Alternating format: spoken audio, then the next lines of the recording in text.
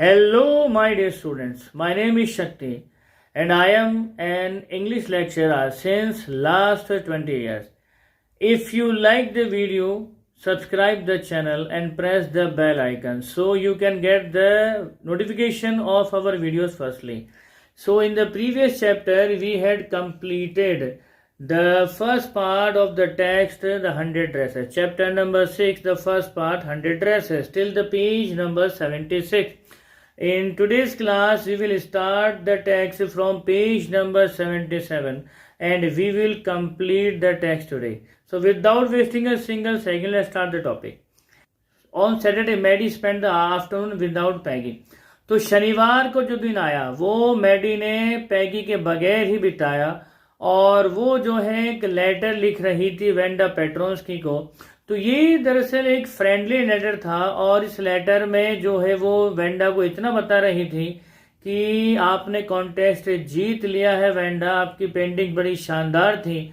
और वो जो है पूछती है वेंडा से कि अगर हो सके तो वो बता दे कि अभी इस समय वो कहाँ पर रह रही है, उनकी नई टीचर कैसी है।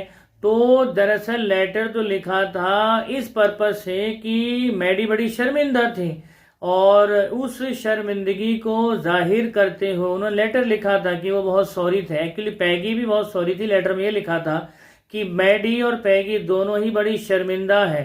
तो उन्होंने एक सॉरी वाला लेटर लिखा था वेंडा को, लेकिन ये एंड हुआ ठीक वैसे ही जैसा आप अपने किसी भी दोस्त को लेटर लिखते हो, फ्रेंडली, और इस लेटर को एंड किया with lots of access for love.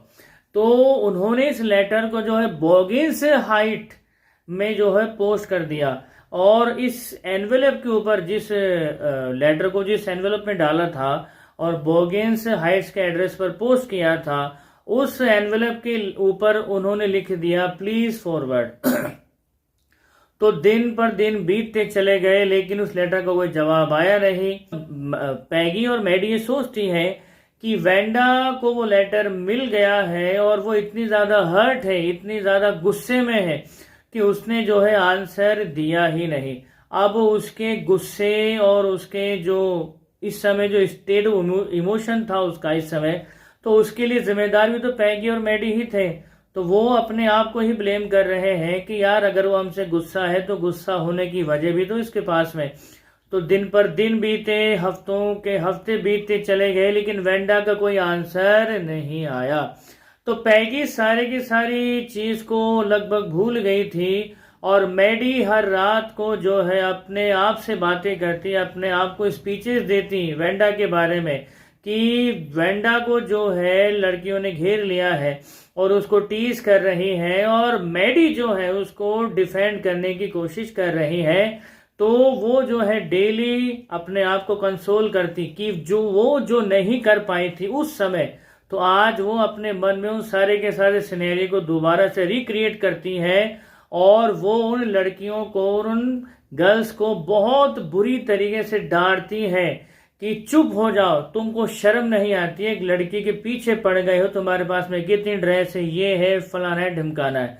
तो जो चीज मैडी उस समय नहीं कर पाई थी, आज वेंडा के चले जाने के बाद उसके मन में जो गिल्ट था कि वो उसको सॉरी नहीं बोल पाई थी, आज हर रात को सोने से पहले वो उस सीन को अपनी आंखों के सामने देखती है जब वेंडा को लड़कियां परेशान कर रही है और जब पैगी उससे बार बार एक ही सवाल पूछती है कि तुम्हारे पास में कितनी ड्रेस है, ये है, वो है। तो उसी टोन में, उसी मैनर में वो उस मजाक उड़ाने वाली लड़कियों को जो है डांटती हैं ताकि उन्हें भी वही शर्मिंदगी महसूस हो सके, जैसी शर्मिंदगी, जैसा बुरा या जैसा पेन जो है वेंडा को होता था। तो वो सपनों में या अपने आप को डेली स्पीचेस दे रही है कि यार उस समय तो चलो मैं नहीं कर पाई, लेकिन आज अपने आप को कंसोल करने के लिए वो ये सब कर रही थी क्योंकि मैडी की अंतरात्मा उसे इस हद तक परेशान कर रही थी, उसको चैन से जीने नहीं दे रही थी कि तू कुछ कर सकती थी लेकिन तूने नहीं किया। तो आज मैडी अपने आप को कंसोल करने के लिए सारा का सारा जो है हर नाइट को अपने आप को कंसोल करने के लिए सब अपने आप से ही कहती है। तो अब क्रिसमस का टाइम आ गया था और ग्राउंड पे चारों तरफ बर्फ ही बर्फ नजर आ रही थी। क्रिसमस बेल्स और छोटे छोटे ट्री को क्लासरूम में डेकोरेट किया गया था। And on the last day of school before the holidays, teacher ने जो है क्लास को एक लेटर दिखाया था जो आज सुबह ही स्कूल में आया था। तो टीचर क्लास को बोलती है, बच्चों आप लोगों को याद है वो गिफ्टेड छोटी लड़की वेंडा पेट्रोन्स की जिसने ड्राइंग का कॉन्टेस्ट जीता था? तो आज उसका लेटर जो है हमारे पास में आया है और अब मैं जानती हूँ, मुझे बड़ी खुशी है कि वो कहाँ पर रहती है। अब मैं उसका वो मेडल उसके पास में भेज सकती हूँ। तो ये लेटर जो उसने लिखा है, मैं चाहती हूँ कि आप सब लोग इसे बड़े ध्यान से सुने।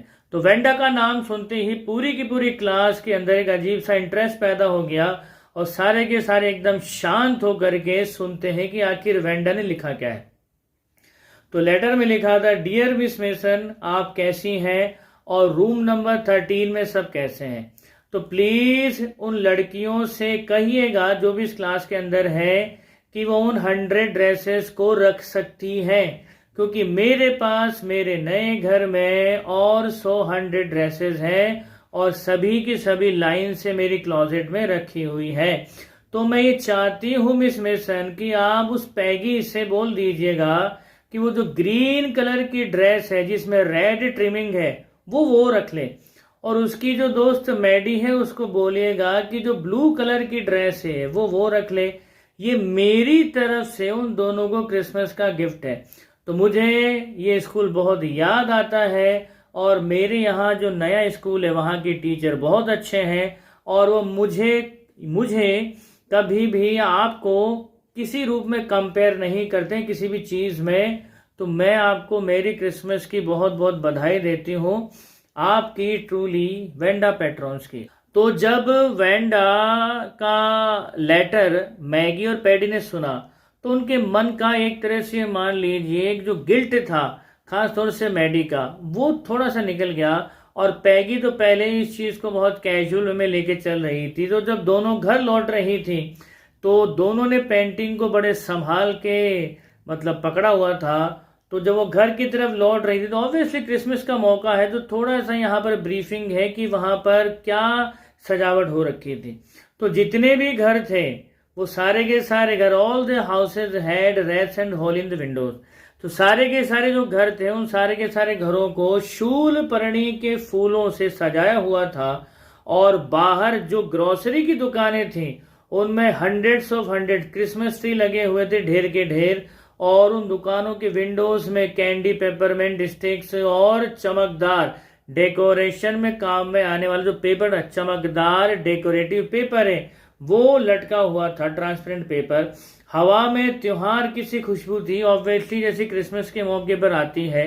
तो हवा में क्रिसमस की जैसी महक थी और लाइट चमचमा रही थी हर एक जगह पर। तो चमचमाती लाइट जब बर्फ पर पड़ रही थी तो बर्फ और ज्यादा खूबसूरत लग रही थी।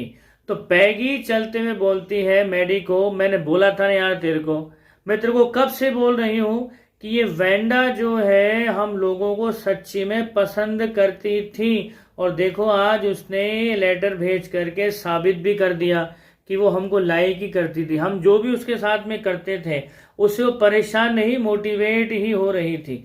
तो ये सुन करके मैडी बड़े सैडली रिएक्ट करती है।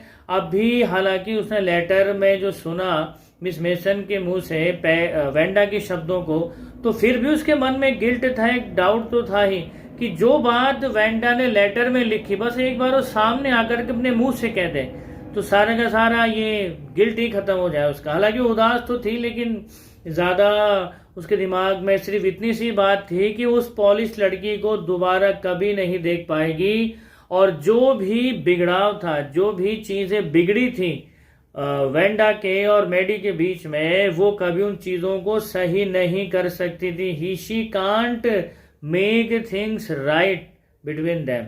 तो वो घर की तरफ बढ़ रही थी और घर पहुंचने के बाद में उसने क्या किया कि जो पेंटिंग वेंडा की तरफ से गिफ्ट में मिली थी उस पेंटिंग को जो है मैडी ने अपनी दीवार पर चिपका दिया। तो एक पिंक फ्लावर्ड वॉलपेपर लगा हुआ था मैडी के घर की दीवार पर। तो एक जगह से कहीं पर वॉलपेपर जो उखड़ गया था, तो उसी जगह पर जो है मैडी ने उस पेंटिंग को लगा दिया।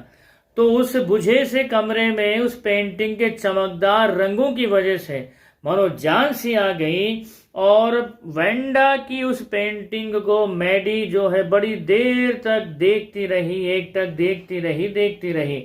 तो उस पेंटिंग को देखते हुए उसकी आंख में आंसू आ गए और बड़ी देर तक वो पेंटिंग देखती रही। लेकिन पेंटिंग देखते देखते वेंडा के उस पेंटिंग में मैडी ने कुछ नोटिस किया, और नोटिस करते ही जो उसने अपनी आंख से आंसू पोंछे, दरअसल वेंडा ने कलर्स का इतना शानदार कॉम्बिनेशन किया था पेंटिंग में कि कभी भी मैडी को मौका ही नहीं मिला कि उस पेंटिंग का चेहरा देख सके। लेकिन जब उसने पेंटिंग के चेहरे को गौर से देखा तो पाया कि ये चेहरा तो खुद मैडी का ही है, और वो एक्साइटेड हो गई कि यार ये तो मेरा चेहरा है। तो जस्ट टू मेक श्योर, क्या उसने सिर्फ मैडी का ही चेहरा ड्रॉ किया है? तो उसी पल बिना एक सेकंड गंवाए वो सीधा पहुंच गई पैगी घर पे। पैगी जब उसको इस तरह से तूफान की तरह आया हुआ देखती तो पूछती है, यार भाई क्या बात है, कौन सी आफत आ गई, जमीन फट गई, आसमान गिरने वाला है? तो बोलती कुछ नहीं। बोले बता तेरी पेंटिंग कहाँ है, तेरी पेंटिंग बता मेरे को फटाफट। बोले हो क्या गया यार? बोले नहीं बाद में बताऊंगी, तेरी पेंटिंग कहाँ है? तो दोनों जो है सीढ़ियां चढ़ करके पैगी के रूम में जाती है। तो पैगी ने जो है अपनी पेंटिंग को उल्टा रखा हुआ था। तो मैडी ने जो है अपने कांपते हाथों से उस पेंटिंग को धीरे धीरे उठाया, और जैसे ही उसने इस पेंटिंग को टर्न किया, उस पेंटिंग का चेहरा देखा, तो चेहरा देखते ही मैडी चीख पड़ी, अरे बोले यार ये तो उसने तेरा चेहरा ड्रॉ किया है। तो पैगी भी बोलती है, अरे हाँ यार ये तो मेरा ही चेहरा है।